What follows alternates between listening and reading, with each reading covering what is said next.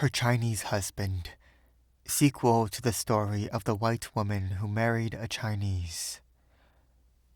Now that Liao Gengxi is no longer with me, I feel that it will ease my heart to record some memories of him, if I can.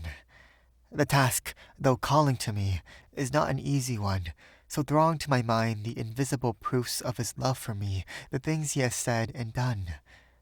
My memories of him are so vivid and pertinacious, my thoughts of him so tender. To my Chinese husband, I could go with all my little troubles and perplexities. To him I could talk as women love to do at times of the past and the future, the mysteries of religion, of life and death. He was not above discussing such things with me. With him I was never strange or embarrassed. My Chinese husband was simple in his tastes. He liked to hear a good story, and though unlearned in a sense, could discriminate between the good and bad in literature. This came of his Chinese education. He told me one day that he thought the stories in the Bible were more like Chinese than American stories, and added, "If you had not told me what you have thought about it, I should say that it was composed by the Chinese." Music had a soothing, though not a deep, influence over him. It could not sway his mind, but he enjoyed it just as he did a beautiful picture. Because I was interested in fancy work, so also was he. I could see his face, looking so grave and concerned, because one day by accident I spilt some ink on a piece of embroidery I was working. If he came home in the evenings and found me tired and out of sorts, he would cook the dinner himself, and go about it in such a way that I felt that he rather enjoyed showing off his skill as a cook. The next evening, if he found everything ready, he would humorously declare himself much disappointed that I was so exceedingly well. At such times, a gray memory of James Carson would arrive. How his cold anger and contempt, as exhibited on like occasions, had shriveled me up in the long ago. And then I would fall to musing on the difference between the two men as lovers and husbands. James Carson had been much more of an ardent lover than ever had been Liao Gengxi.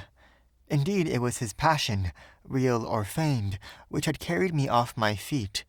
When wooing, he had constantly reproached me with being cold, unfeeling, a marble statue, and so forth. And I, poor, ignorant little girl, would wonder how it was I appeared so when I felt so differently.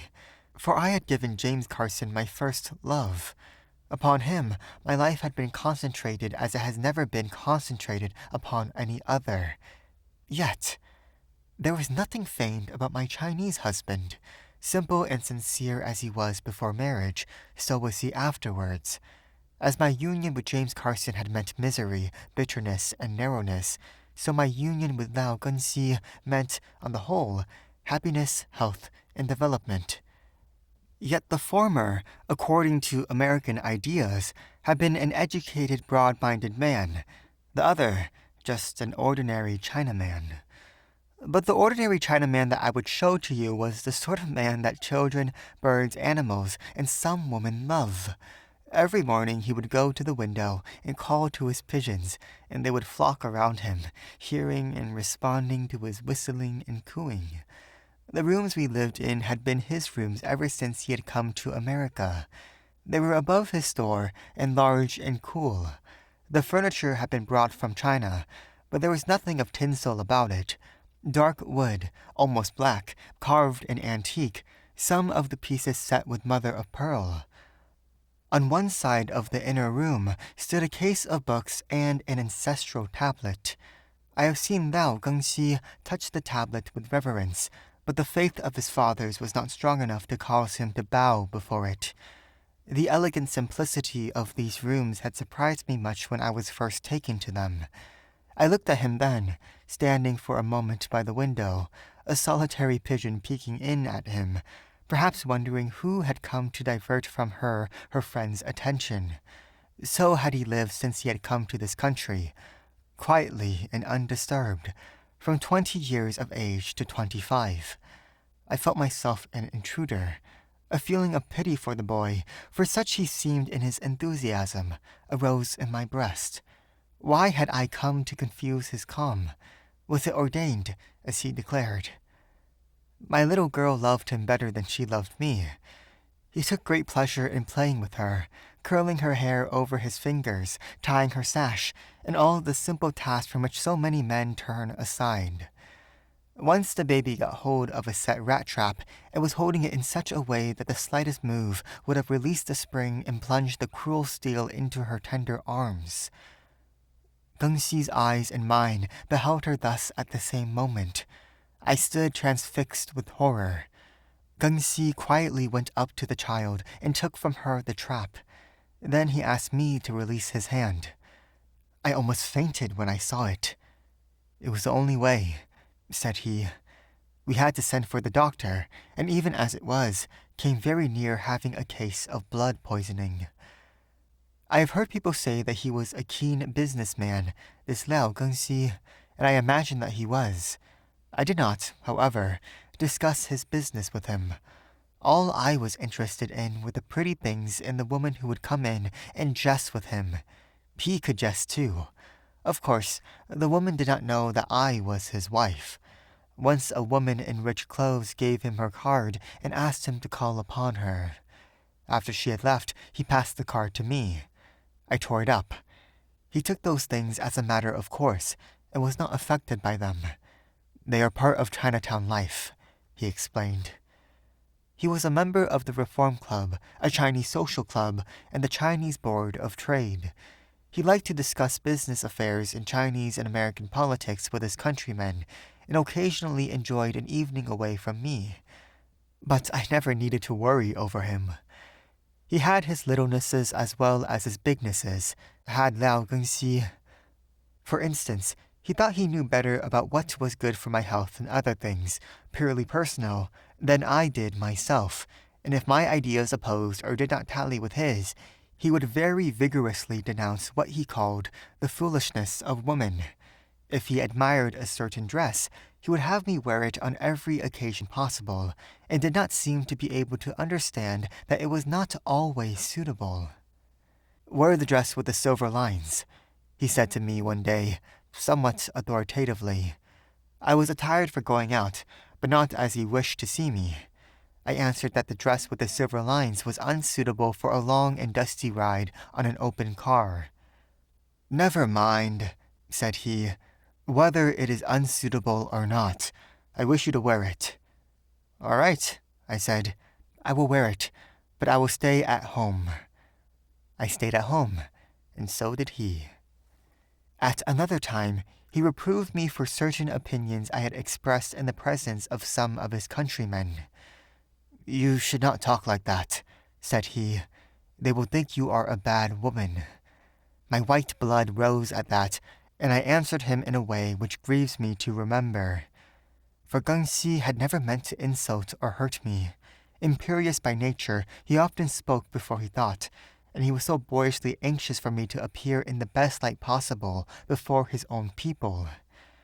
There were other things too, a sort of childish jealousy and suspicion which it was difficult to allay. But a woman can forgive much to a man, the sincerity and strength of whose love makes her own, though true, seem slight and mean. Yes, life with Liao Gengxi was not without its trials and tribulations. There was the continual uncertainty about his own life here in America, the constant irritation caused by the assumption of the white men that a white woman does not love her Chinese husband and their actions accordingly, also sneers and offensive remarks. There was also on Liao Gengxi's side an acute consciousness that, though belonging to him as his wife, yet in a sense I was not his, but of the dominant race, which I claimed, even while it professed to despise me.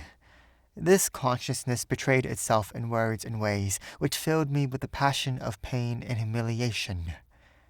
"Gengxi," I would sharply say, for I had to cloak my tenderness. "Do not talk to me like that.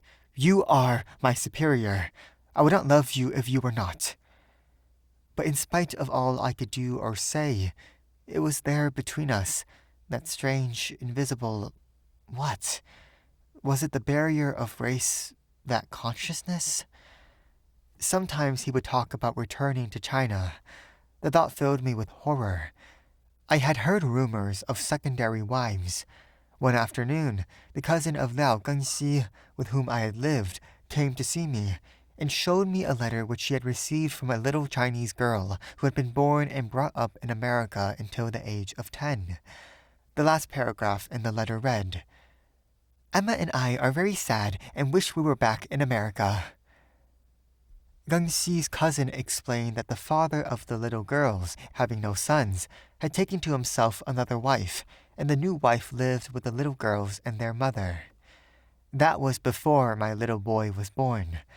That evening, I told Gengxi that he need never expect me to go to China with him. "You see," I began, "I look upon you as belonging to me." He would not let me say more. After a while, he said, "It is true that in China, a man may and occasionally does take a secondary wife, but that custom is custom, not only because sons are denied to the first wife, but because the first wife is selected by parents and guardians before a man is hardly a man. If a Chinese marries for love, his life is a filled-up cup, and he wants no secondary wife. No, not even for sake of a son. Take, for example, me, your great husband." I sometimes commented upon his boyish ways and appearance, which was the reason why, when he was in high spirits, he would call himself my great husband. He was not boyish always. I have seen him, when shouldering the troubles of kinfolk, the quarrels of his clan, and other responsibilities, acting and looking like a man of twice his years. But for all the strange marriage customs of my husband's people, I consider them far more moral in their lives than the majority of Americans. I expressed myself thus to Liu Gengxi, and he replied, "The American people think higher. If only more of them lived up to what they thought, the Chinese would not be so confused in trying to follow their leadership." If ever a man rejoiced over the birth of his child, it was Liao Gengxi. The boy was born with a veil over his face. "A prophet!" cried the old mulatto Jewess who nursed me. "A prophet has come into the world." She told this to his father when he came to look upon him, and he replied, "He is my son. That is all I care about." But he was so glad, and there was feasting and rejoicing with his Chinese friends for over 2 weeks. He came in one evening and found me weeping over my poor little boy. I shall never forget the expression on his face. "Oh, shame," he murmured, drawing my head down to his shoulder. "What is there to weep about? The child is beautiful. The feeling heart, the understanding mind is his, and we will bring him up to be proud that he is of Chinese blood. He will fear none, and, after him, the name of half-breed will no longer be one of contempt." Gengxi, as a youth, had attended a school in Hong Kong, and while there had made the acquaintance of several half-Chinese, half-English lads. They were the brightest of all, he told me, but they lowered themselves in the eyes of the Chinese by being ashamed of their Chinese blood and ignoring it. His theory, therefore, was that if his own son was brought up to be proud instead of ashamed of his Chinese half, the boy would become a great man. Perhaps he was right, but he could not see, as could I, an American woman, the conflict before our boy. After the little Gengxi had passed his first month, and we had found a reliable woman to look after him, his father began to take me around with him much more than formerly, and life became very enjoyable. We dined often at a Chinese restaurant kept by a friend of his, and afterwards attended theaters, concerts, and other places of entertainment. We frequently met Americans with whom he had become acquainted through business, and he would introduce them with great pride in me, shining in his eyes. The little jealousies and suspicions of the first year seemed no longer to irritate him, and though I had still cause to shrink from the gaze of strangers, I know that my Chinese husband was for several years a very happy man. Now, I have come to the end. He left home one morning, followed to the gate by the little girl and boy. We had moved to a cottage in the suburbs. "Bring me a red ball," pleaded the little girl. "And me too," cried the boy. "All right, chickens," he responded, waving his hand to them. He was brought home at night, shot through the head. There are some Chinese, just as there are some Americans, who are opposed to all progress and who hate with a bitter hatred all who would enlighten or be enlightened. But that I have not the heart to dwell upon. I can only remember that when they brought my Chinese husband home, there were 2 red balls in his pocket. Such was Liao Gengxi, a man. Narrator here. Sad ending. Pretty sad ending. This China on China, Chinese versus on Chinese violence, you hate to see it. But, at least they were cute together while it lasted. One of the things I kind of liked, what I really liked that stood out was I liked hearing that after the baby, they got some babysitters, and then they did date nights, and then they were just constantly renewing their love for each other, and it wasn't all super good too. And the fact that she pointed out cultural and personal stuff she didn't like having second wives, or the way he was telling her how to dress and stuff like that, and she was like, you don't tell me how to dress. I like that she this story included those moments. And I don't know, this love story felt more true and complex. I don't know, yeah, than a lot of the contemporary stuff, contemporary romance I've been published. Except for fanfics, I feel like fanfics are really good at romance because they played that long game. But that's just my opinion. Anyways, they were ride or die, and I respect that. All right, bye.